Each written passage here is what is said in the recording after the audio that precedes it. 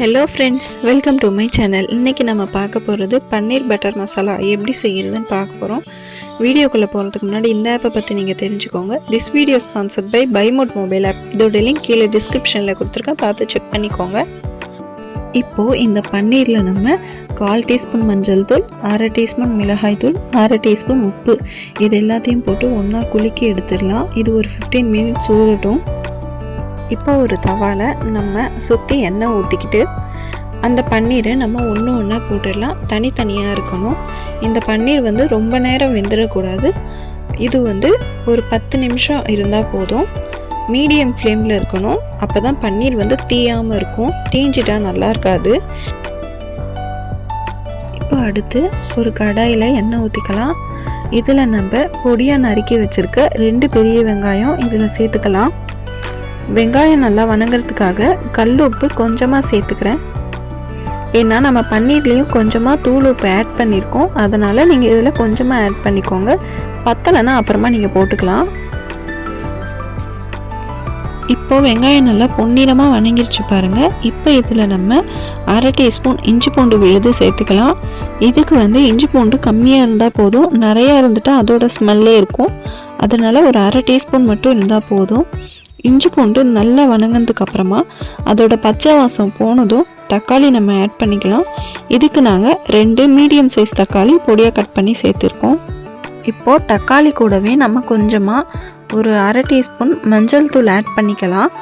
இப்போ இதில் நல்லா எண்ணெய் திரண்டு வந்துருச்சு. இதில் 1 டீஸ்பூன் மிளகாய் தூள், 1/4 டீஸ்பூன் சீரகத்தூள், 1/2 டீஸ்பூன் மிளகுத்தூள், வீட்டில் நாங்கள் அரைச்ச கரம் மசாலா அது ஒரு 1/4 டீஸ்பூன் இருந்தால் போதும். அடுத்து தனியா 2 டீஸ்பூன். இது எல்லாத்தையுமே ஒன்றா சேர்த்து மிக்ஸ் பண்ணிடலாம்.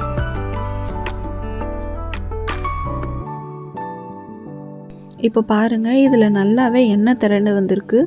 சூப்பராக இருக்குது பாருங்கள்.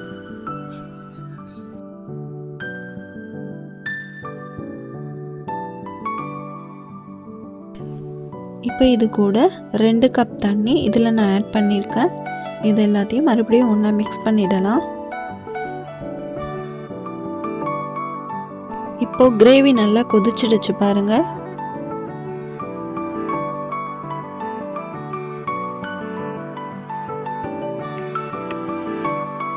இப்போது இதில் நம்ம வறுத்து வச்சுருந்தோம் இல்லையா தனியாக, அந்த பன்னீர் எல்லாத்தையுமே ஒன்று ஒன்றா நம்ம ஆட் பண்ணிக்கலாம்.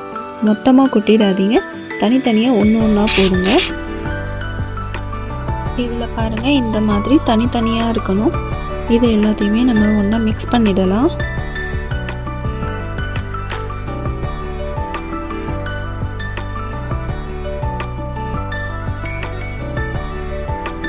சூப்பரான பன்னீர் கிரேவி ரெடி ஆகிடுச்சு பாருங்கள். நீங்களும் இது போல் வீட்டில் ட்ரை பண்ணி பாருங்கள். கண்டிப்பாக சூப்பராக இருக்கும். இதை நீங்கள் இட்லி, தோசை, சப்பாத்தி, பூரி இது எல்லாத்துக்குமே சூப்பரான காம்பினேஷன். கண்டிப்பாக ட்ரை பண்ணி பாருங்கள். இந்த வீடியோ உங்களுக்கு பிடிச்சிருந்தால் லைக் பண்ணுங்கள், கமெண்ட் பண்ணுங்கள், ஷேர் பண்ணுங்கள். அண்ட் மறக்காமல் சப்ஸ்கிரைப் பண்ணிடுங்க. தேங்க்ஸ் ஃபார் த வாட்சிங்.